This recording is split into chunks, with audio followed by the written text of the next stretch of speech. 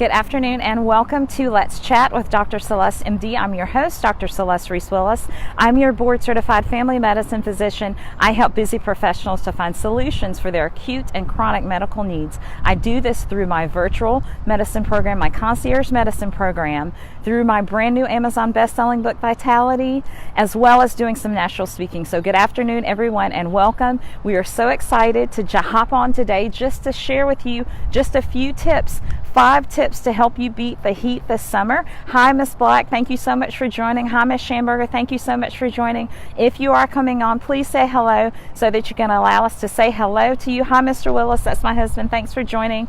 Hi, Miss Black. Thank you so much for joining. So, don't want to hold you guys long today.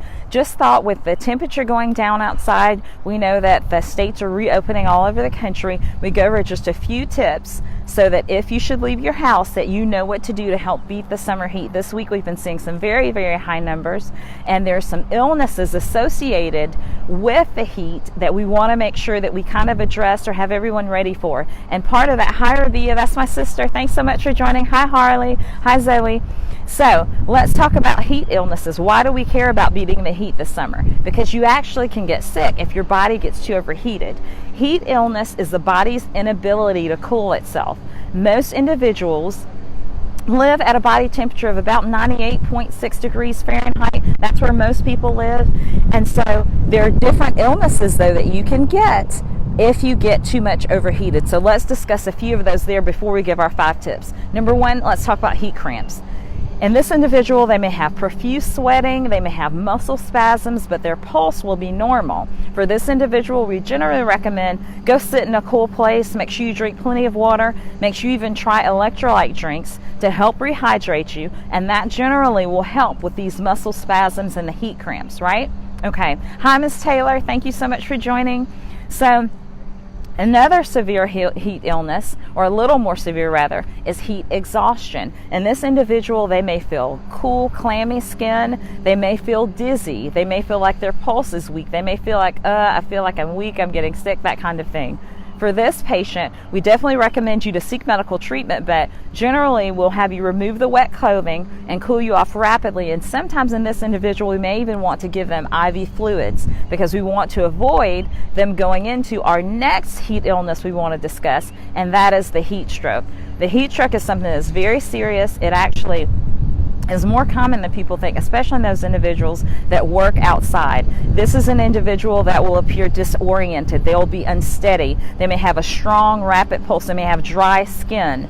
Their blood pressure may be low. They may have convulsions, and this can actually even lead to them having a coma. So generally, the first thing you want to do if you see this individual, please dial 911 right away. This is a medical emergency. Part of that treatment is having an ice bath. Sometimes we even have to treat that patient for shock because of the fluctuations in blood pressure and the fact that this patient is disoriented and feeling so weak. So those are things that we definitely can take care of in the emergency room. So let's talk about, though, the 5 tips that we're going to follow so that we beat the heat this summer, okay? So the first one, I know it won't come as a surprise to you, is to stay properly hydrated.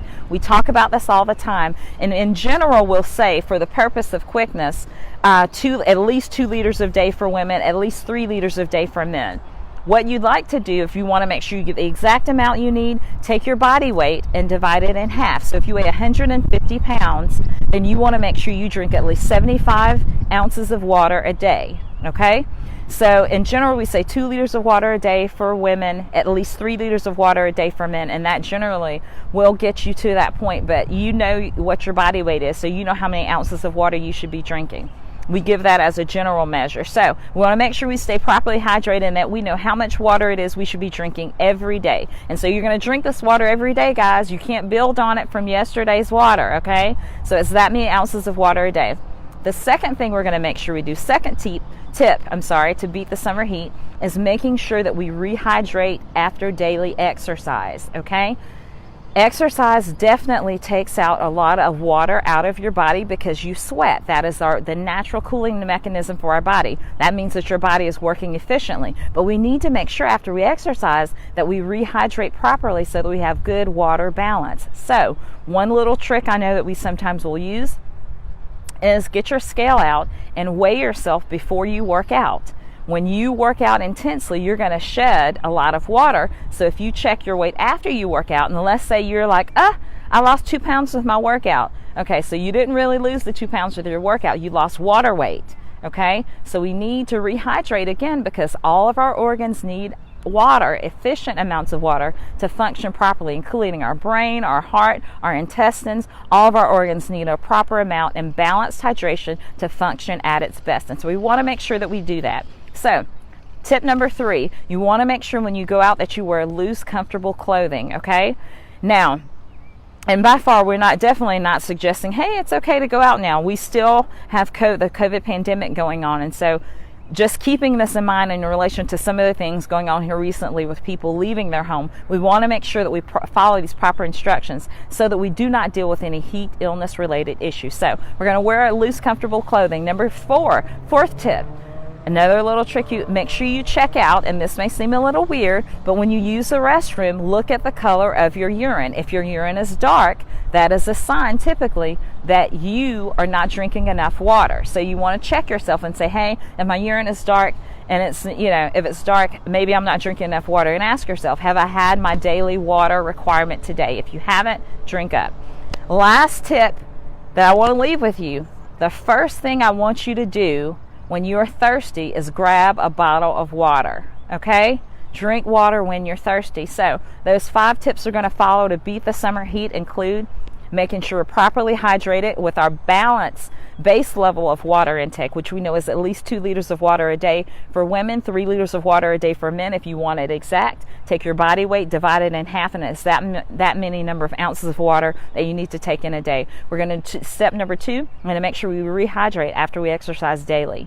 We're going to, number 3, wear comfortable loose clothing. Number 4, we're going to check out our urine color, which may seem weird, but hey, you know what? It gets you the information that you need. Look at the color of your urine and make sure that it's not too dark. If it is, drink up as far as water is concerned. Number 5, we're going to make sure we drink water when we are thirsty. Okay? We're going to follow those 5 tips to beat the summer heat and help make it through this time. So again, if you have health issues at all, consult your physician first before you begin outdoor activities. Okay, that's the last thing we want to do. If you don't have a physician, feel free to make an appointment with me or any other physician. There are a lot of us doing telemedicine at this point, and so just want to make sure that we acknowledge everybody that took time out today. Hi, Miss Taylor. Okay, so Miss Taylor's asking, she's saying, what about adding lemon or cucumber if you have issues with drinking water? Okay, I'm okay with my patients adding a little bit, just a little bit of lemon or a little bit of cucumber to the water if that makes it easier. Of course, pure water is better, but if that makes it easier, it won't cause any kind of issue for you to have just a little lemon or cucumber in the water, as long as you don't have any kidney or other issues.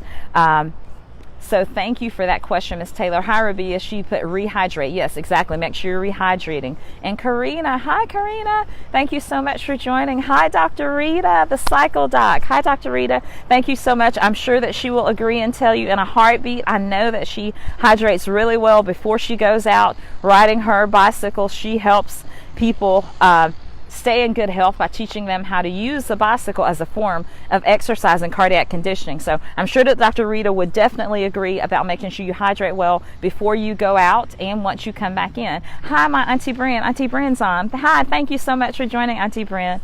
And so, okay, so it says, so is it true that women have no, and this is Bakati. Oh, hey, how are you, Nick? So you mean men need more? Yes, Nick, men need more water than women. Men typically need about 3 liters of water at least a day, and women need at least 2 liters a day. But take your body weight and divide it in half. So let's say if you weigh 200 pounds, that means you need 100 ounces of water a day if you weigh 200 pounds. That's how much you need every day. Hi, Mr. Urbanovich. That's one of my patients. Thank you so much for joining. Tell your wife I said hello.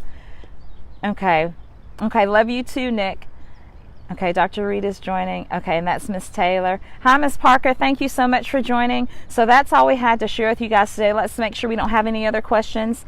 And so my sister's asking to repeat the 5th one. So those 5 tips again, we're going to make sure we stay properly hydrated with water. We're going to make sure we rehydrate after we exercise. Number 3, we're going to wear loose, comfortable clothing. Number 4, we're going to check out the color of our urine, which may seem weird, but it works. And if it's too dark, we're going to make sure that we drink water. We check our water intake to make sure we've gotten our daily requirement. And number 5 is drink water when you're thirsty. We have a tendency when we're thirsty to reach for probably Gatorade, or to reach for a juice drink or something else, or even a glass of wine or something. Don't do that. Reach for the water when you're thirsty, because that's what your body is really asking for. Your brain actually sends a signal when you are thirsty to the rest of your body that tells it, hey, you need to drink something. So pay attention to that signal, but the signal is wanting water. It's not wanting the sugary drink. So we're going to make sure that we do that.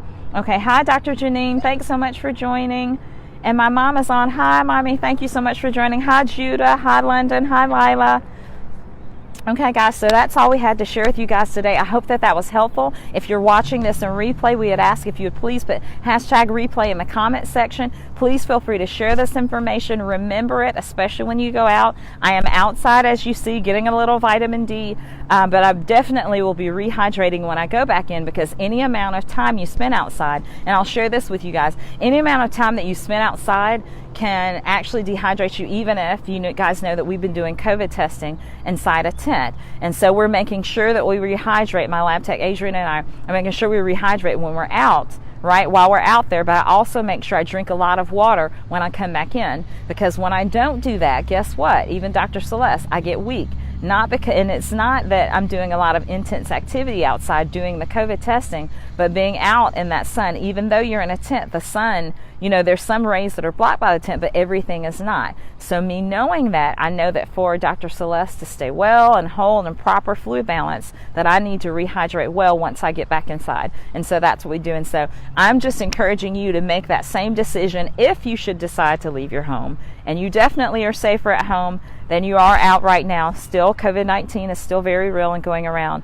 But if you do leave your home, we just want to make sure that you have all the proper tips and tools and everything you need, so that while you're out there, that you're able to be safe and that you're able to be hydrated and balanced and not deal with any heat illness issues. And we're still making sure we wear that mask and we keep that 6 feet distance, because that's the way to keep you the safest. Okay, anyone have any other questions? Hi, Miss Jones. Thank you so much for tuning in and joining us today. We really appreciate you guys taking time out of your schedule. Dr. Janine, thank you so much for taking time out of your schedule to join us. That's all we have today. We'll come to you live later in the week with hopefully some more great information. I hope everyone has a wonderful Sunday. Bye-bye.